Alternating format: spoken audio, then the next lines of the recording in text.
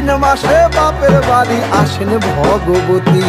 আশ্বিন মাসে বাপের বাড়ি আসেন ভগবতী। বলো গৌরী এলো দেখে জানো, গৌরী এলো দেখে জানো, গৌরী এলো দেখে জানো, গৌরী এলো দেখে জানো। ভবের ভবানী আমার ভবন করিল আলো। গৌরী এলো দেখে জানো, গৌরী এলো দেখে জানো।